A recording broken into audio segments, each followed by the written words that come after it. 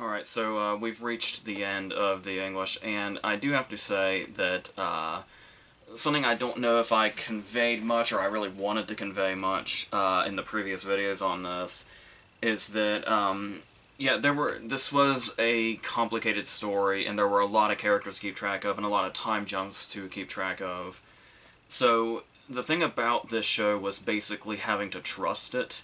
Trust in everybody involved, and like I was saying with, I hadn't seen anything prior to this that Hugo Blick had done, but he had enough of a reputation that I had a feeling based on him this would be something good. And then, of course, with Blunt and her kind of taking her first real sort of producer job doing this, just, I had faith that this was going to end up in a certain place where everything would make sense as it played out. And I was really happy that that trust paid off here.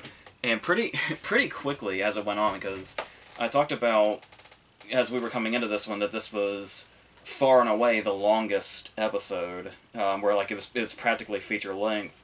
So I was wondering how exactly they were going to use that time to unravel everything, because it seems like a lot of time for one episode, but it also felt like there was a lot left to cover. So it was almost like, is nearly an hour and 10 minutes going to be enough time to cover everything and wrap everything up?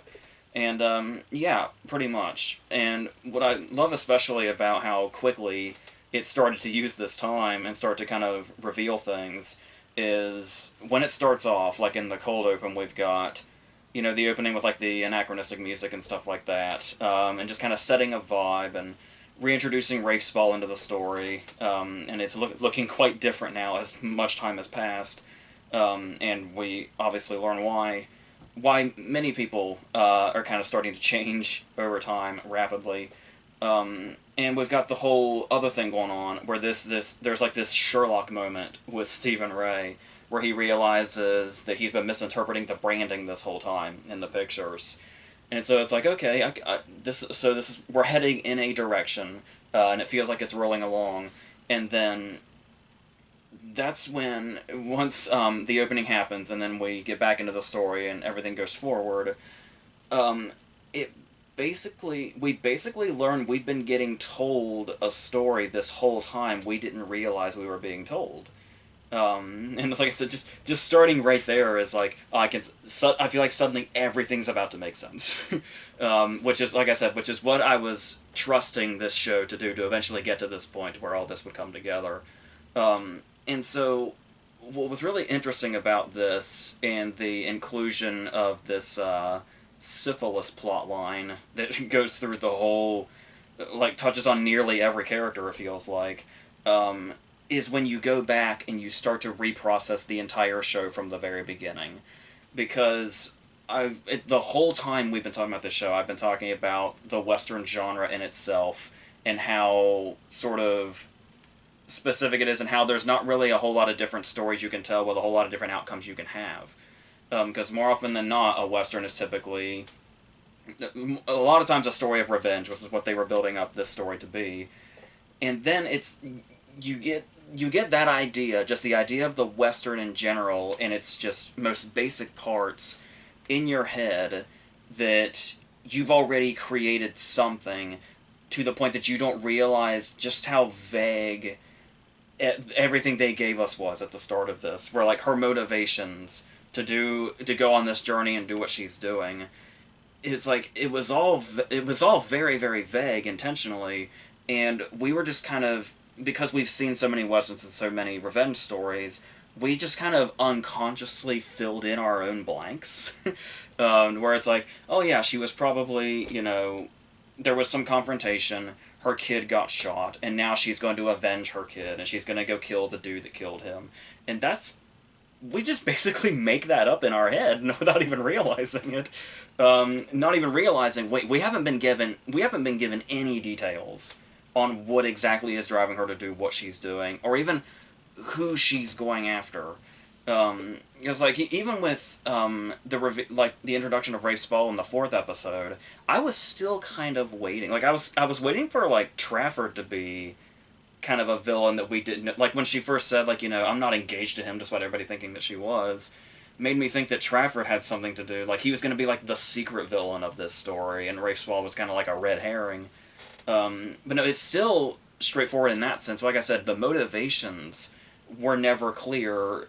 Like I said, and completely for this storytelling purpose, that all of this unravels in this way. And I was talking before already in episode 4 about going back and seeing Blunt's performance from the get-go with more information and seeing the different layers to it. And honestly, even though I should have, because she is that brilliant, it didn't even occur to me that there would be more reveals to make that even more the case. Where now, when we go back, and it may not even be the sense of episode 4 by itself would completely change that. This almost, like, all the reveals we have now seem to completely override basically anything I said about that. So, now going back, this is definitely a show that I would like to do the way most people did it, which was just kind of in one go, just in one, 6-episode binge session, which is something I definitely want to do. I might do, like, another one of these videos once I've done that, and just kind of talk about it as a whole in retrospect, now that I know the pieces of the story, and like I said, all the ins and outs of this performance now. I can't wait to see just how many subtleties, now that we know all of this, and putting all of this context that we get in this last episode into going back to the first episode and forward. Like seeing her scenes, especially where she's confronting Kieran Hines, knowing how much she's in a place where she has nothing to lose. Like, because for a while we just think, she lost her child, she's dead inside, she's willing to just give it all up. We didn't really, and she even says that line before about how I'm dead already, and yeah, I honestly would have never guessed how literal that was. How it's literally, she's basically felt, as far as her feeling like she's dead, and then just everything after this is just, whatever happens, happens, and it doesn't really matter. That's going to give a whole new vibe to how she entered the story to begin with. And so, knowing that she's already been through this, and, like, has basically confronted the fact that she's already dead. Because, like, that's the thing that we fear the most. That's the thing that we dread our entire lives, is whenever that moment is coming. And so she's basically decided that that moment has happened. Once she realizes that Rafe Spall has, she's contracted syphilis through him. So the idea of when she first steps out and she looks like, oh, she's completely out of her element, she's in, like, the pink dress, and she immediately gets punched in the face by Kieran Hines, and it's like, going back and realizing that this is somebody who's already sort of passed the threshold. Like, and, like, any of the building, like I said, after that, was just more of a, is there any possibility whatsoever she'll find life again? Because the previous life is done. It's over, it's gone forever. Which is what this whole story with Eli was. And that's another thing also I thought that this story did really well, as far as doing things gradually, and something you don't really notice until in retrospect. And that was how when Blunt was doing her interviews for this, she kept talking about how it was a story, this whole story was something driven and powered by love. And so it was like, when you first hear that, you first think, well, Chaska Spencer's her co-star, so I'm assuming a love story between them. But then as you're watching the show in, like, the first half, you think, oh, it's maybe the love of her son is what's driving her. The love of a mother is what's driving her. And well, that's absolutely true. There is also the love story between them, but it's definitely an unconventional one, and one that I feel like it doesn't it tackles love in a way that I feel like not enough things do, where there's something really real about it. You could say it's almost kind of tacked on, maybe, because it does feel like maybe a lot of the development in this love story was what we talked about before, where it's like a lot of crucial things in this series happen off-screen, and how a lot of this might be that. But the way I like that they played this up was, you don't really I feel like they don't really realize that love is happening between them until really, really late in the game, which is how, at least in my experience, how love plays out. Not just my own, like, personal experiences, but also just sort of observing others also. Where love is that kind of thing where you don't really reach a point where you say, like, oh, you're with somebody and you're like, oh, I'm in love now. It's one of those things where it's like you can pinpoint, I think this is when I'm deciding to be in love with this person. It's always something that's you kind of think back to. Like, there was a moment that just passed by seemingly completely unceremoniously, and you remember, like, I think that might have been the moment. And so to kind of watch them basically, how this was basically throughout the series, like where we had the moment where they kissed, but then she, ran away from him. Like, you could say, oh, maybe it was that moment, but no, it was. This has been something that's been brewing, like I said, probably before they even noticed it. Like, this is the unceremonious part of them falling in love, was most of the series. Like, yeah, they kept saving each other's lives and stuff like that. But there were also a lot of these times, like talking about the off-screen stuff, we get like maybe a couple of scenes of downtime where they're around a campfire, but knowing how long this journey went, how many nights were they just talking around a campfire? It was a lot, I imagine. And so, like I said, it's probably something that we didn't even really see the crucial beats of, but still, story-wise, it makes sense that these characters get to this point.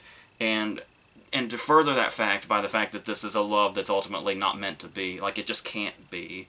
For a number of reasons. Whether it be, staying with Eli would be extremely dangerous, because of how much he's wanted by deadly and antagonistic forces. And also, the whole syphilis thing. Like, they just cannot, give this love to each other. Like, it just, no matter how you look at it, it's not going to work out, and that becomes this real tragedy.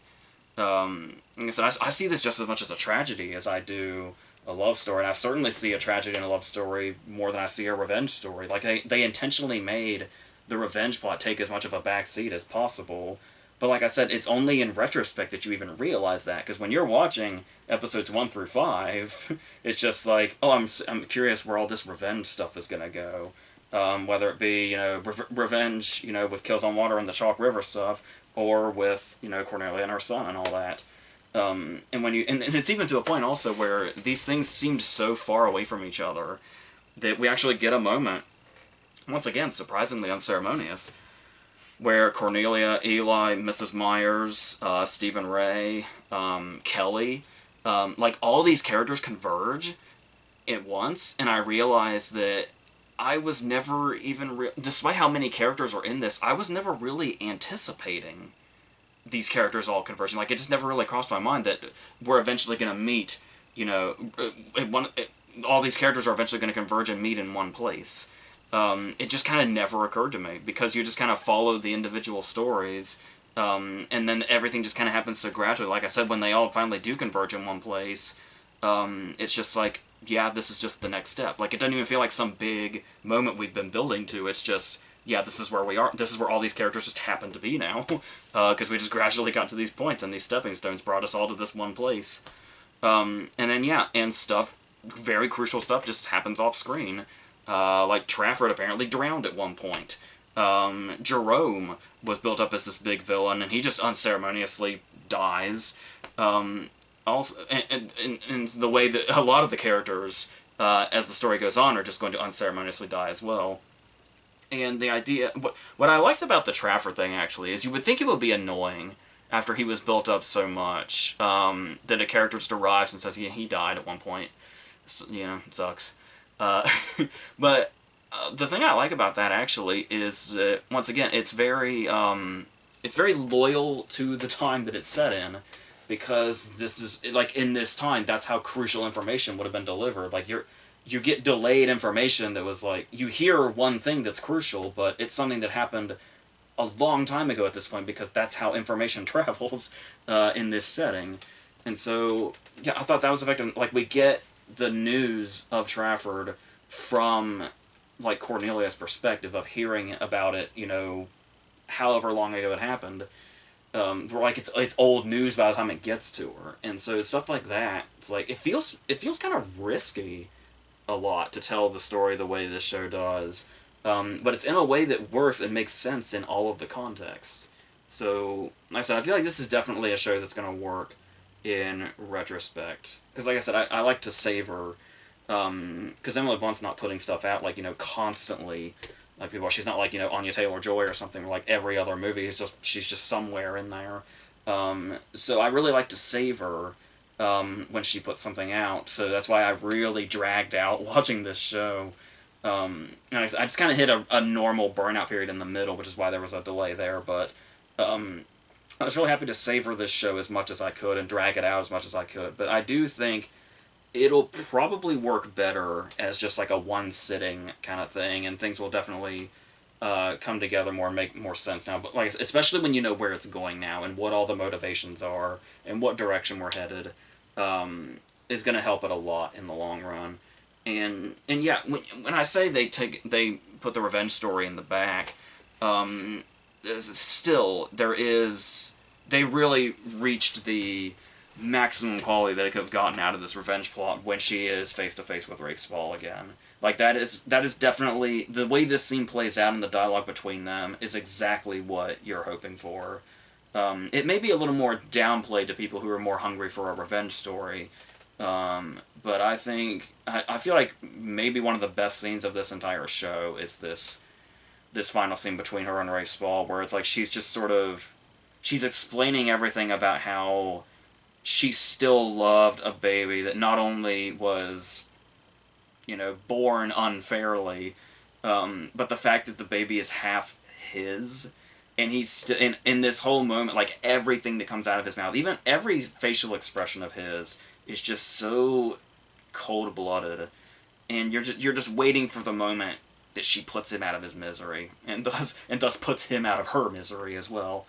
But there was that thing we've been talking about the whole time about what's it gonna do to her if she gets to pull the trigger on him, and so we do kind of get this bookended moment. Where, like I said, I felt like she was cheated when she didn't get to kill Kieran Hines in the first episode, and Eli got that kill, and how we've kind of bookended it with this again, but now it makes a lot more sense. Like it's in a way it's saving her again, from going to a darker place by just her not killing him.